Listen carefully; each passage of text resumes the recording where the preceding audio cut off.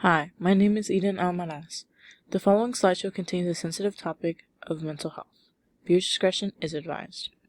This is my timeline. My mom is from Jamaica, known for its amazing sports teams and beautiful beaches.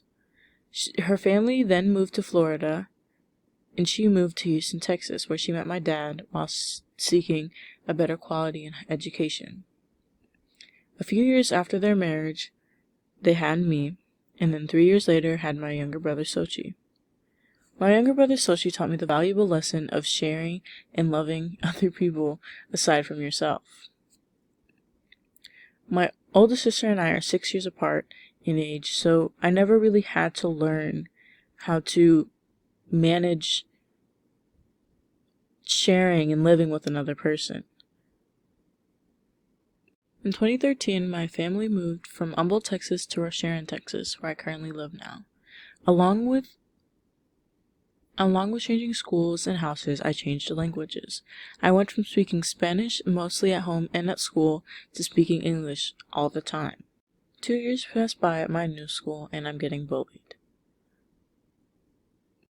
Getting bullied changed my approach to all relationships.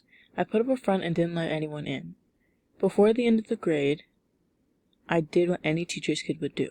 I snitched on my bullies to a teacher. Sadly, it was too late. The bullies had gone too far, and my mental health had already suffered extremely because of the self-isolation I put myself through earlier in the year. I started middle school with this horrible mindset, and unfortunately, I was not the only one. The mental health epidemic in my generation has affected millions. Not everyone had the resources to get professional help or were too scared to ask for it in the first place.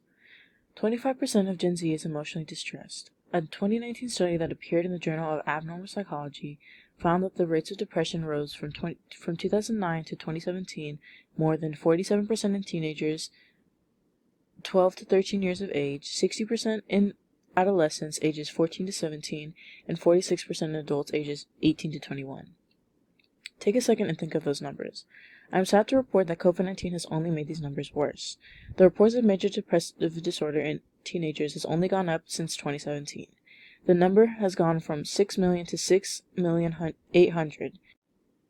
This may not seem like a big change in only a 5-year gap, but being that teenagers only take up 7% of the U.S.'s population, there's a 1 in 5 chance that a teenager is suffering from mental illness. On a different note, Harvey. Harvey was the first world event to affect me. It woke me up and made me realize people weren't invincible. I wasn't invincible. Yes, I knew that people died because I went to my Thea's funeral in the 2nd grade, but I never really knew her. People close to me were in harm's way, and so was I. Thankfully, I was not affected, and neither were my close family, but the people around me, like friends and peers, houses were damaged. Coming out was one of the hardest things I've ever done. If you're wondering why, there are 3 main reasons. My safety, the state of my relationship with my parents, and having the conversations afterwards. This may not seem like a big deal, but the amount of trans and gay people that are thrown out on the streets by their own families is horrendous. Approximately 40% of 1.6 million homeless youth each year identify as LGBT. There is a startling disparity in homelessness across the U.S. population because LGBT youth only make up 7% of young people.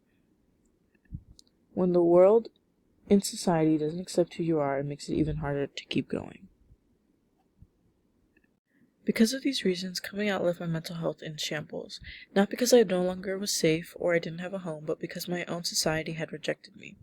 I made a wrong decision and it had some real consequences. I ended up in a mental hospital, Sun Behavioral to be exact. Now I'm going to keep the exact reason why I was sent there to myself, but the act of going changed the course of my life. Mental hospitals and mental health in general have a negative stigma surrounding them. Me alone cannot debunk the stigma as a whole, but I can provide insight from my experiences. The first night at the mental hospital was scary, and so was the first day, but that's how it is for everything. The first day of the workout is the worst, the first day of practice, etc. The first feeling I felt was fear and defeat. At the time of my arrival, I only knew mental hospitals that housed crazy people with straitjackets, but this may seem extreme, but that's all I knew. My time there was anything but. I made friends, learned skills, and had great red beans and rice. But I also had monitored outside time and a singing roommate, but that's neither here nor there. The help I got saved my life, literally. And it infuriates me that not everyone has the access to the help I got and currently get. Why is it like this? I wish I could answer this question, but I can't, and it's frustrating. Maybe if there was a set answer, then something could change and the problem solved, but no.